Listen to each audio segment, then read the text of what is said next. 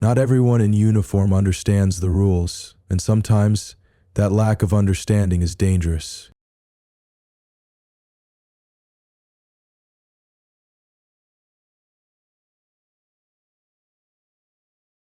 When badges are used to intimidate rather than protect, you know you're about to witness a naked abuse of power.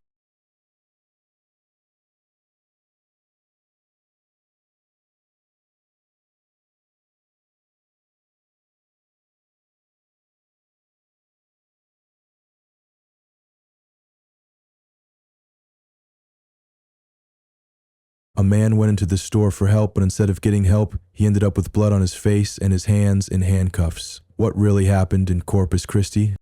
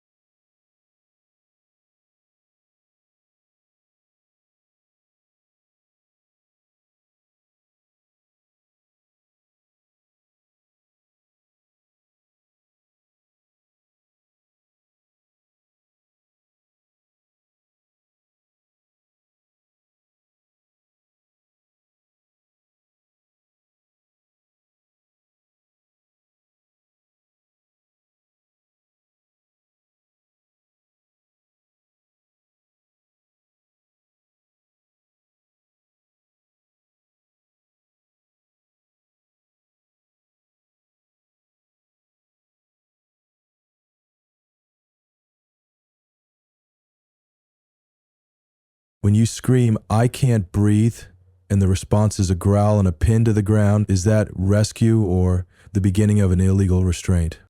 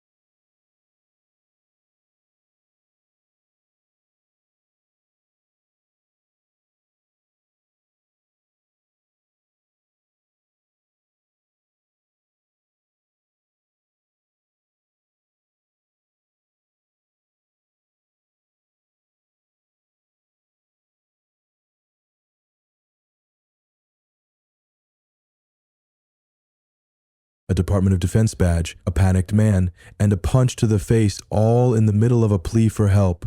But who's the real danger in this video?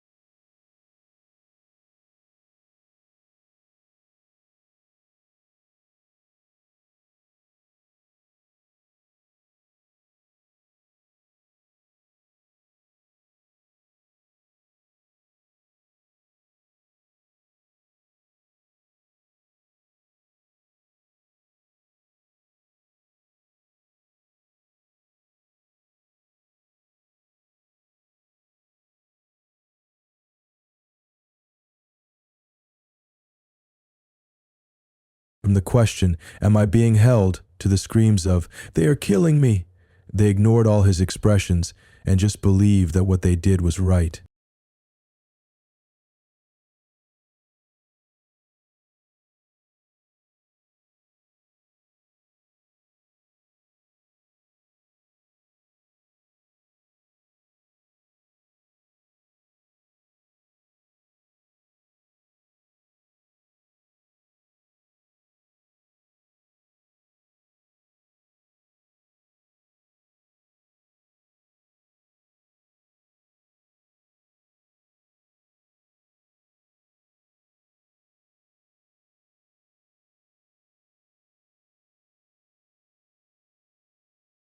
Under Section 22.01 of the Texas Penal Code, assault is classified and punished as follows: common assault, causing minor bodily injury, Class A misdemeanor, imprisonment up to 1 year and/or fine up to $4,000, 0 cents.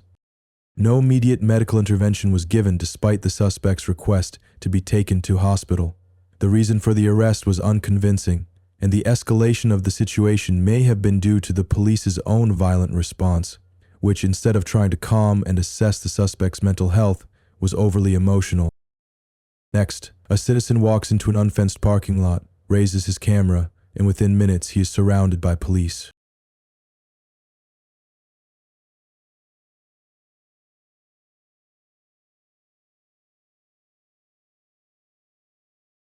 You are under arrest for looking at a car.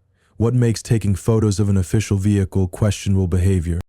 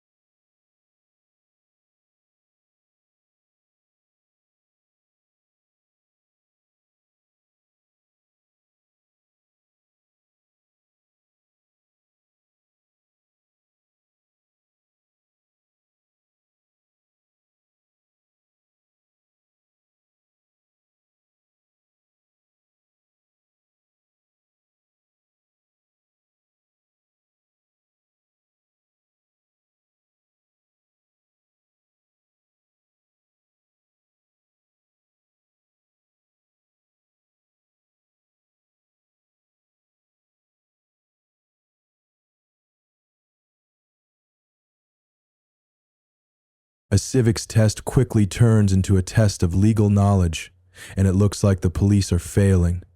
Who do you think will win this fight?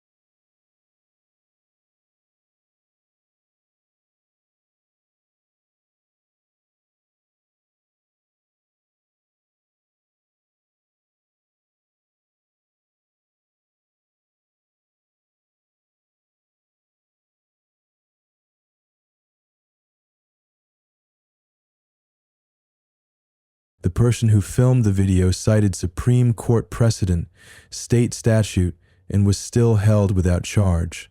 When the law becomes a weapon to be abused, who is really breaking it?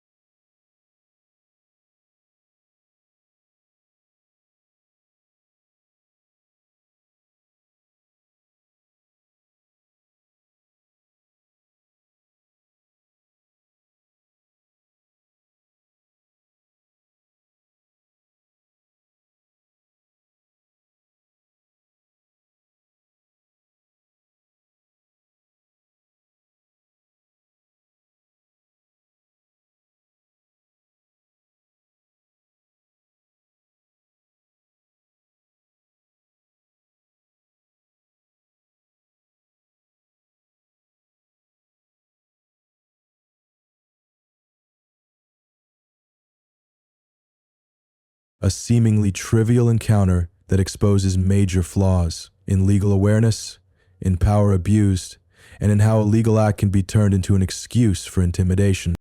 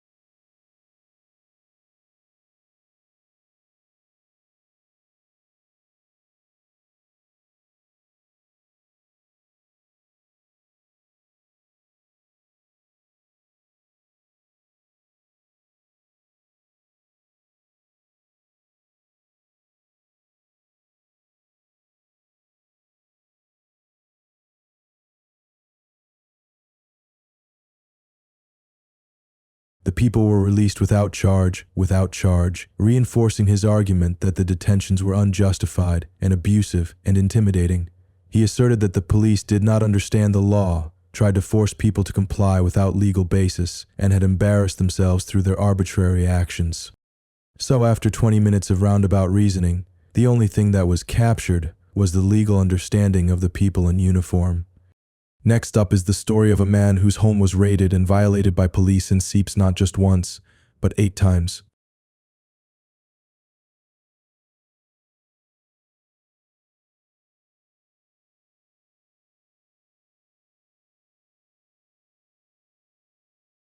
Mr. Evans, a father of 4, was living a peaceful life when suddenly 2 police officers and a keeps worker showed up at his door. What was happening? Why were they there? And what awaited his family behind that seemingly safe door?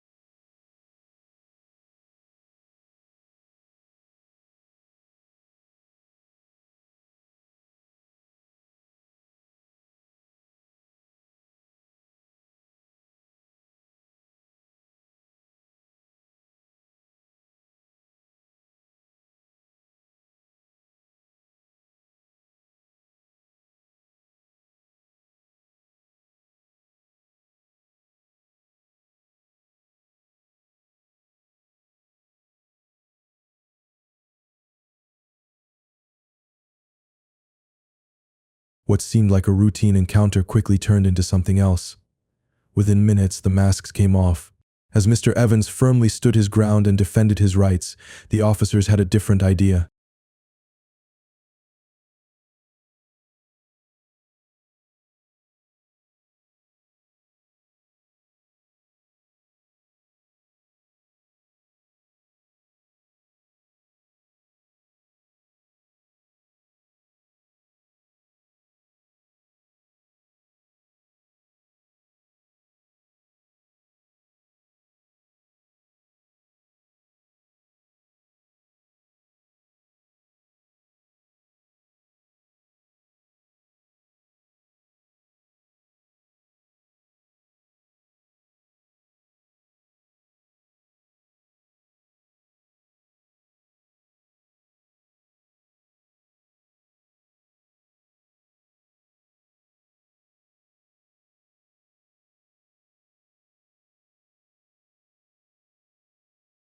He didn't want to open the door, but the cost of standing up for his civil liberties was a pair of handcuffs.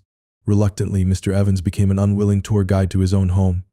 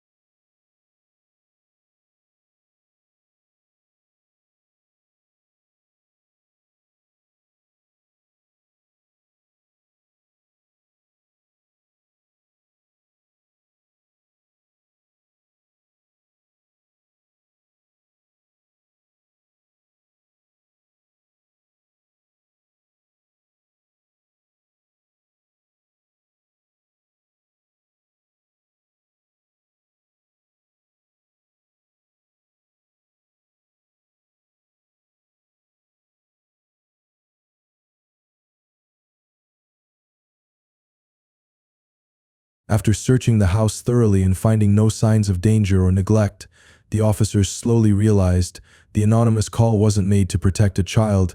It was a calculated setup driven by personal motives.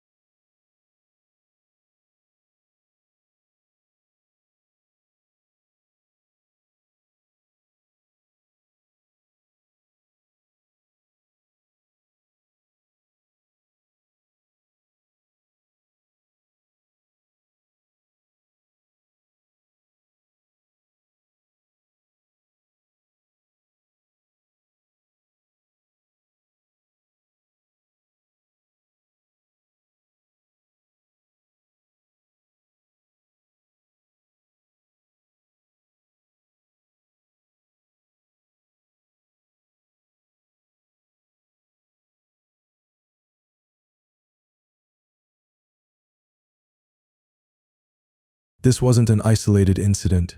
It was a reflection of a system prone to abuse. Police threatening to arrest without a warrant, SEEPs invading without any urgent reason, and yet no one is held accountable. The person who made the false report walks free, while the victim is left to defend himself online. If that's justice, then who is truly being protected? Hey guys, what do you think about this situation? If you like the video, don't forget to like, subscribe, and support us with donations. Thank you very much.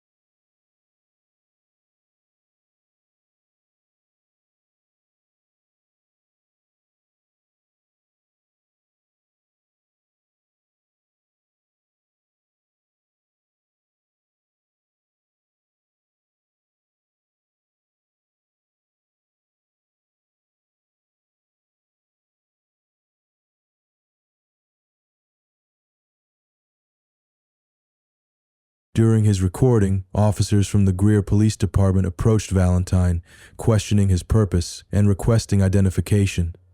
Valentine exercised his right to remain silent and declined to provide ID, leading officers to label his behavior as suspicious. Despite his non-compliance, Valentine maintained a non-threatening demeanor throughout the encounter.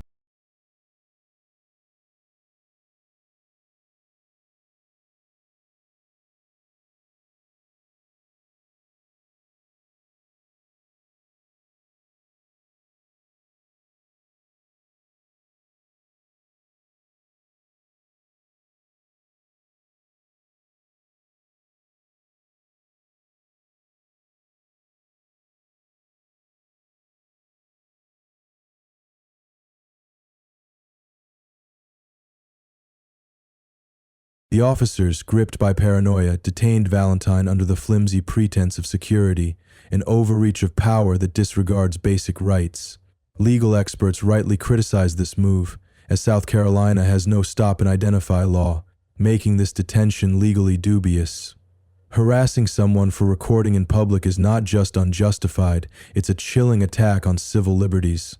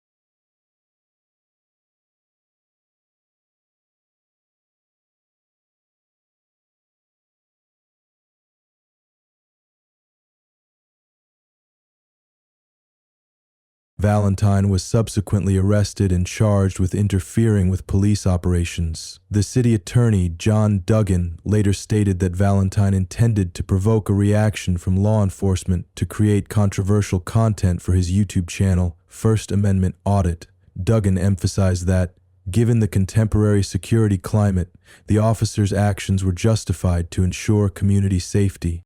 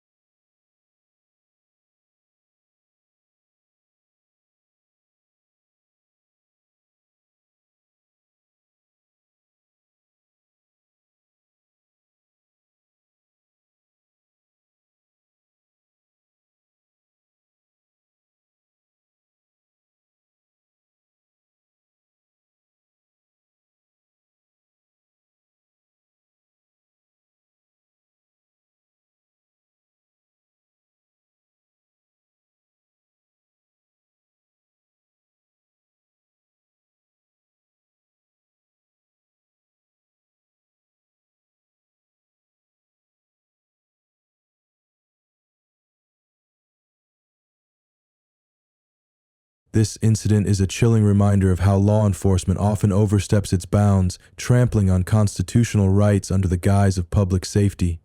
The fact that South Carolina lacks a stop and identify statute makes the officers' actions even more egregious. There was no legal ground for forcing identification.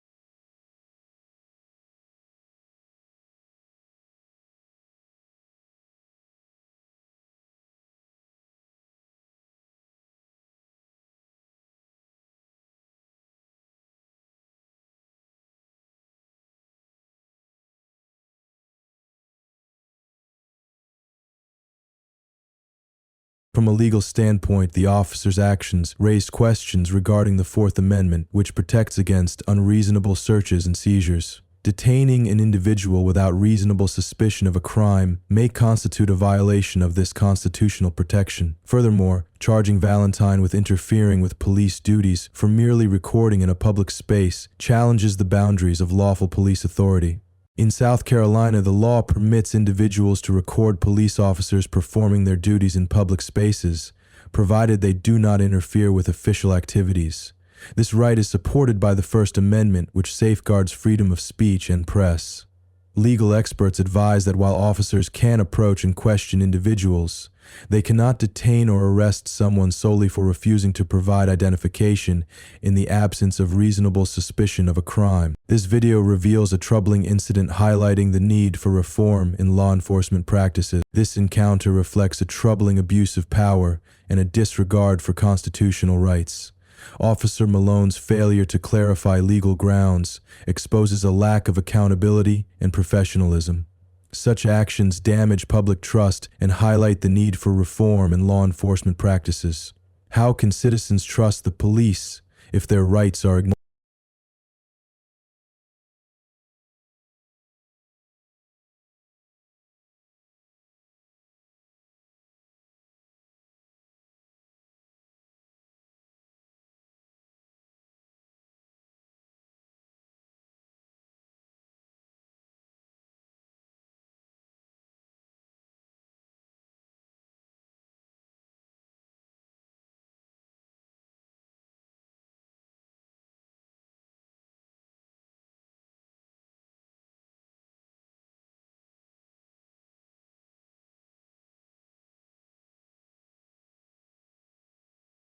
The officer's attempt to escalate based on a refusal to identify is a blatant misuse of authority and deeply troubling. The individual's calm invocation of their Fourth Amendment rights reflects bravery in the face of ignorance. How can officers enforce laws they clearly don't understand? This highlights a disturbing failure in training and accountability within law enforcement.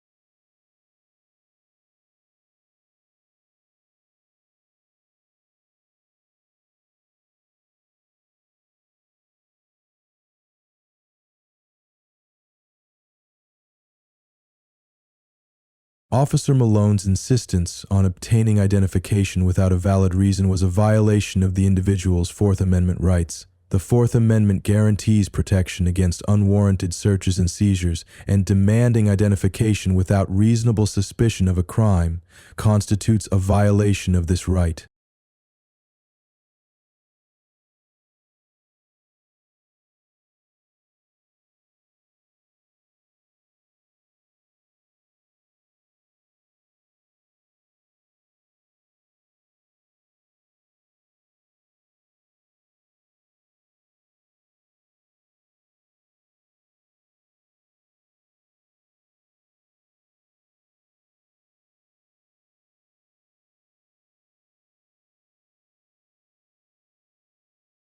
Furthermore, Officer Malone's failure to articulate the legal grounds for demanding the ID and his continued pressure on the individual reflected a lack of knowledge about the proper procedures for interactions with citizens.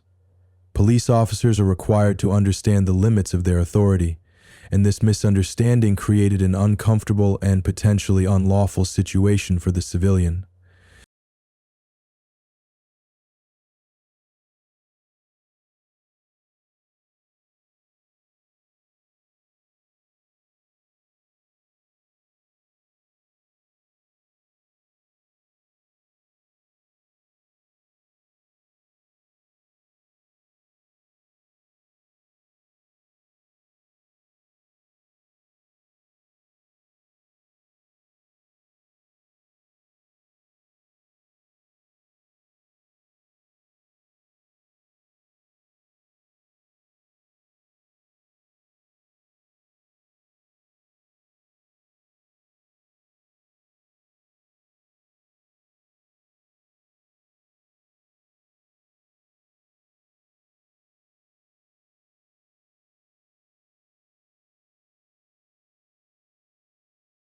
Officer Gutierrez's arrival did little to address the damage already done. The unnecessary questioning and implied threats were a clear abuse of authority, violating basic rights.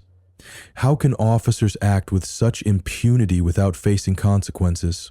This incident reflects a troubling lack of accountability in law enforcement.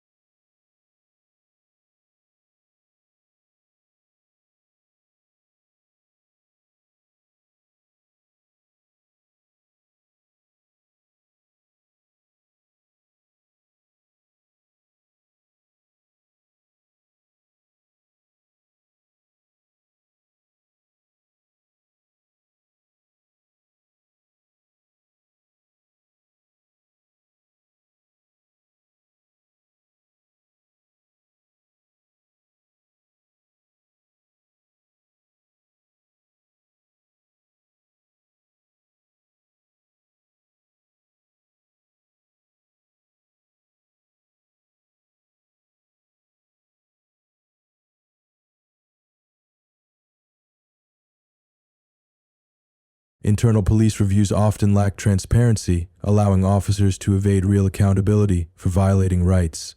It's outrageous that victims must fight exhausting legal battles while those responsible face minimal consequences.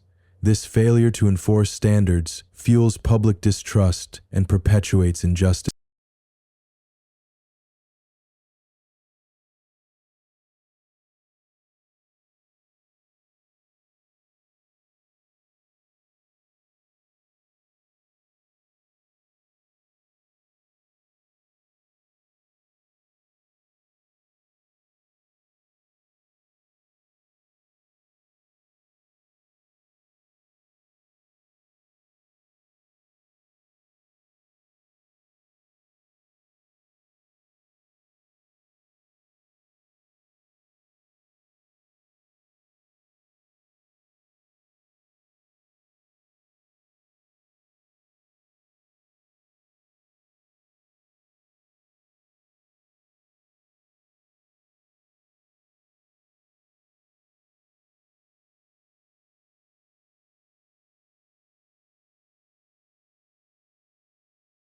The officers involved in this incident may have violated several key laws.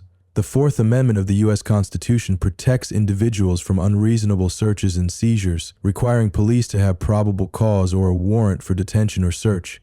In this case, demanding identification without reasonable suspicion or lawful detention potentially violated this constitutional right. Individuals whose Fourth Amendment rights are violated may seek redress through civil lawsuits, and officers engaging in unlawful conduct could face internal discipline. Additionally, under Texas Penal Code Section 38.2, individuals are required to provide their name when lawfully arrested or detained, but refusal to identify when not under arrest or suspected of a crime is not an offense.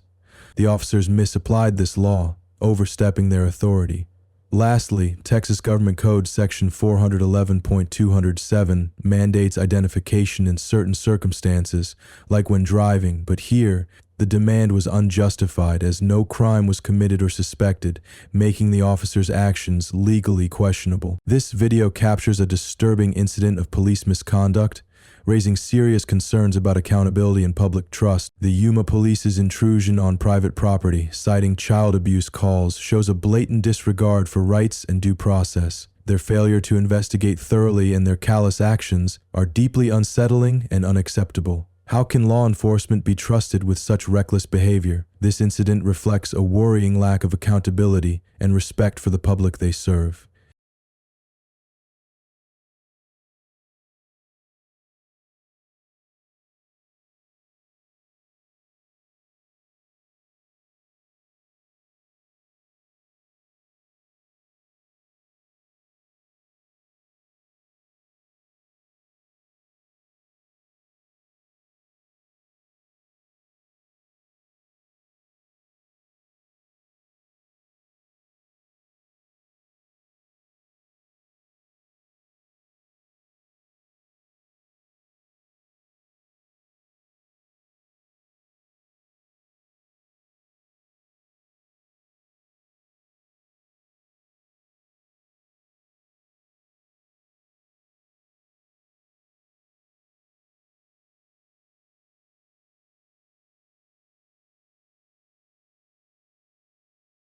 The situation began when the man, accompanied by his son, was confronted by officers who entered his property without permission, asserting that they were responding to multiple calls about a disturbance at his home.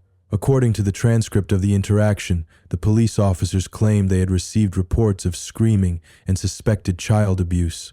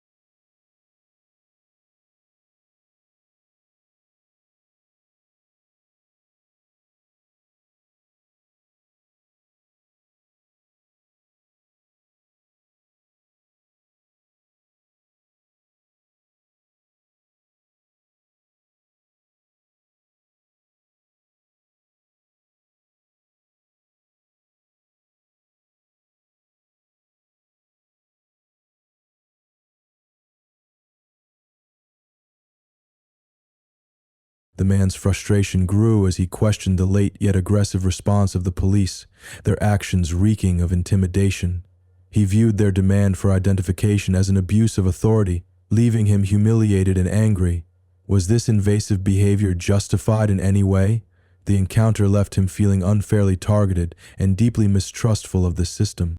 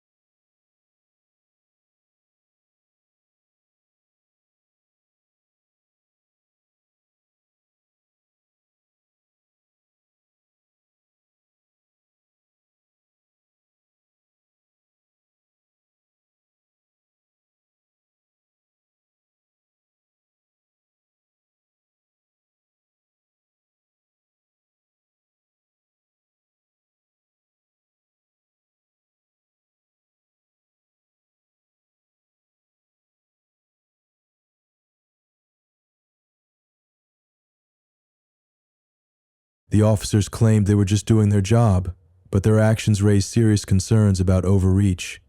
The man's repeated pleas for reassurance about his child's safety were met with indifference, amplifying his distress.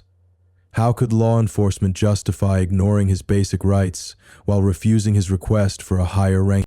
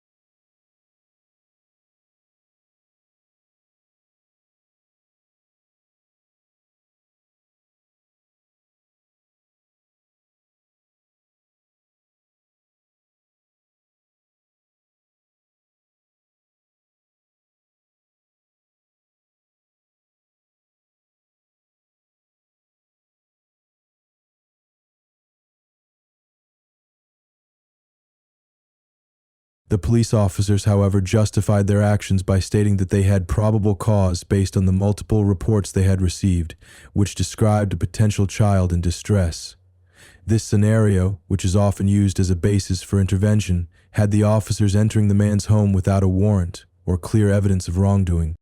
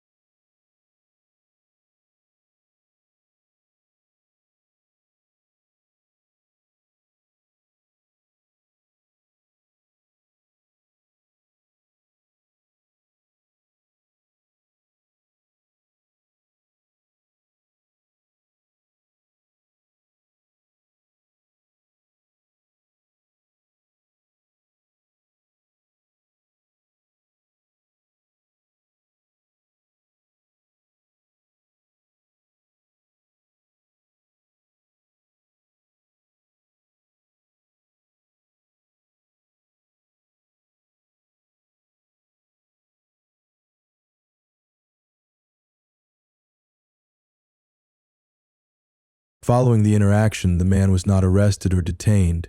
However, the police officer provided a case number and mentioned that if further calls regarding the welfare of the child were made, the situation might escalate. This left the man with lingering concerns about how future visits might unfold.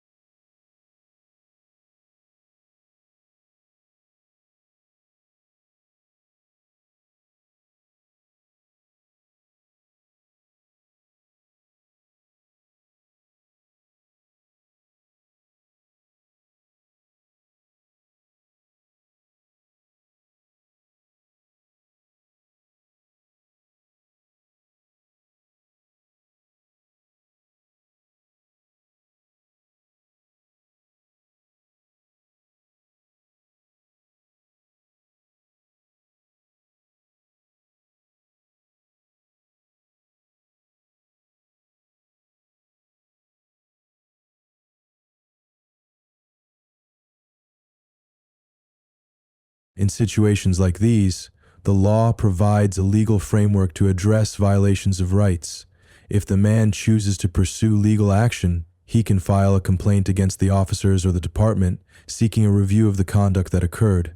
Such cases can lead to disciplinary action against officers or changes in department policies, particularly in how they handle responses to domestic disputes or welfare checks.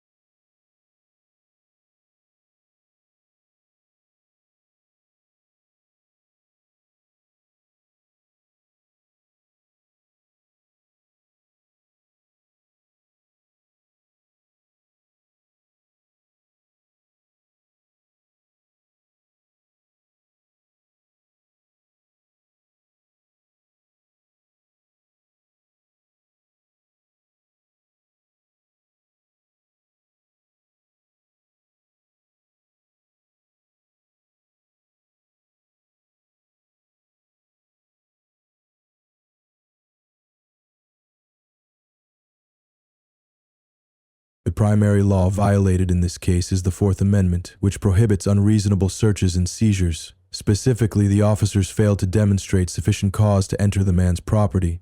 In addition, the manner in which the officers escalated the situation without proper cause could lead to charges of unlawful detainment. Furthermore, Arizona law, Title 13, Chapter 39 of the Arizona Revised Statutes, dictates that police officers must provide a clear and lawful reason for detaining an individual.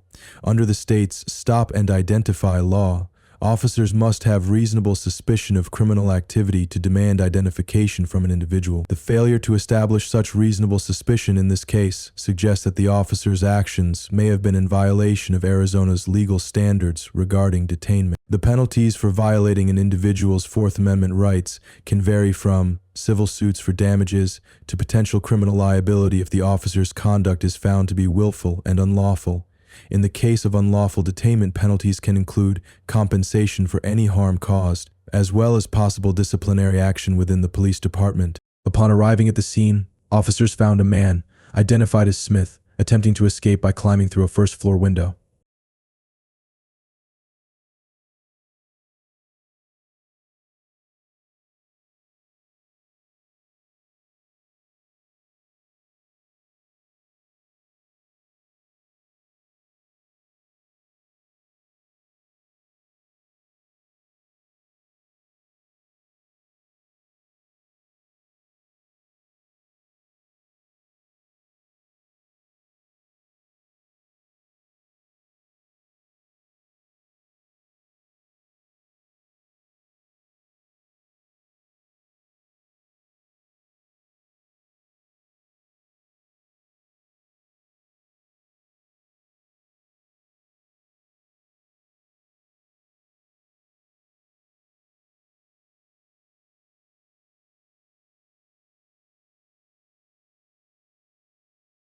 After discovering Smith's escape attempt, officers subdued and handcuffed him.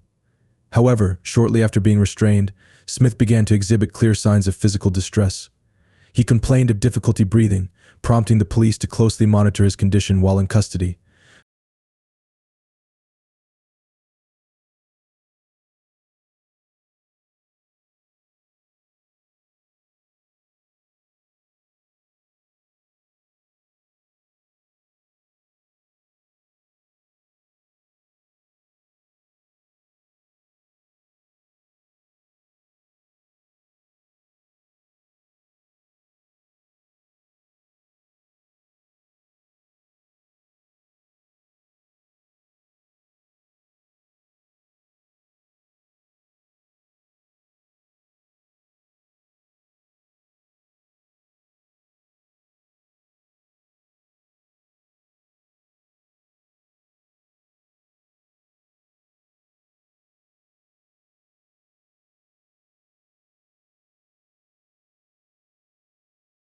As the situation escalated, one officer drew a taser to threaten Smith, intending to prevent him from posing a danger to himself or others. However, the officer decided not to use the taser, as they deemed Smith's condition did not require weapon intervention at that time.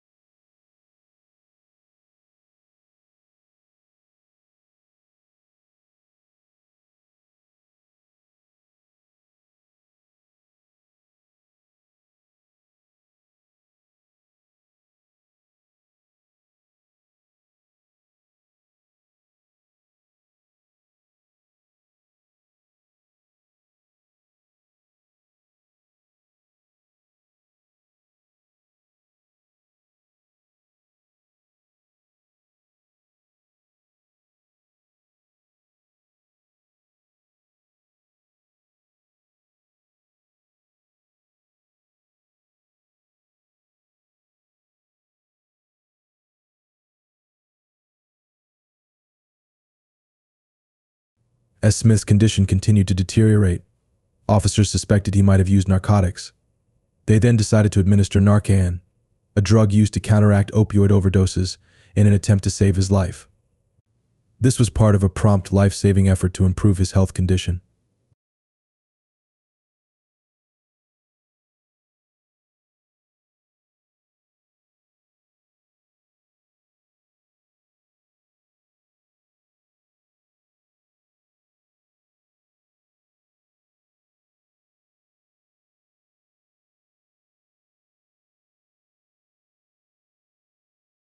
Following the administration of Narcan, the officers continued other life-saving measures, including performing CPR cardiopulmonary resuscitation to restore Smith's breathing.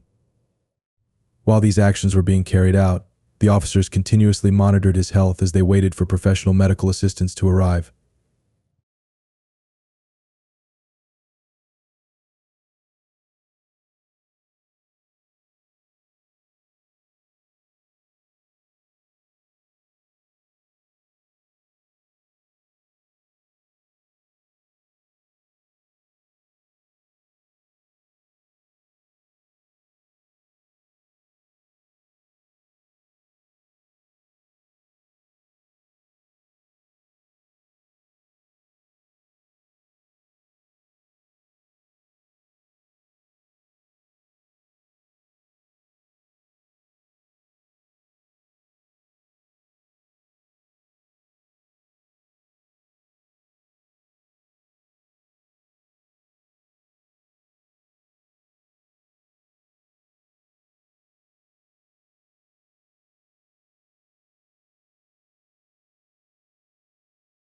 Despite being treated at the scene, Smith did not survive and was pronounced dead later that day at the hospital. The incident raised questions about the effectiveness of the police rescue procedures. Body camera footage captured the arrest and medical intervention, including the administration of CPR and Narcan.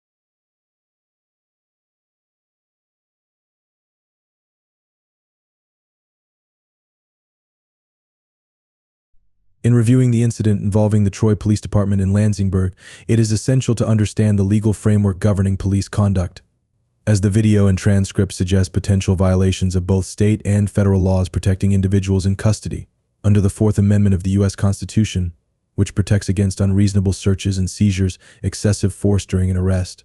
Like the continued force used on Woody Smith despite his pleas that he could not breathe, raises concerns of necessity and proportionality. Under 42 U.S.C. SS 1983, officers can be held personally liable for civil rights violations, potentially leading to civil lawsuits and criminal charges if proven in court, including federal civil rights violations punishable by imprisonment. Additionally, under New York Penal Code SS 12510, officers have a legal obligation to provide medical aid. Their failure to promptly assist Smith, despite his distress, could amount to criminally negligent homicide, carrying a penalty of up to 4 years in prison. Reckless endangerment, as defined by New York Penal Code SS 12020, involves conduct creating a substantial risk of serious injury, and by restraining Smith without adapting to his deteriorating condition, the officers may have recklessly endangered him. A class of misdemeanor punishable by up to 1 year in jail or fines.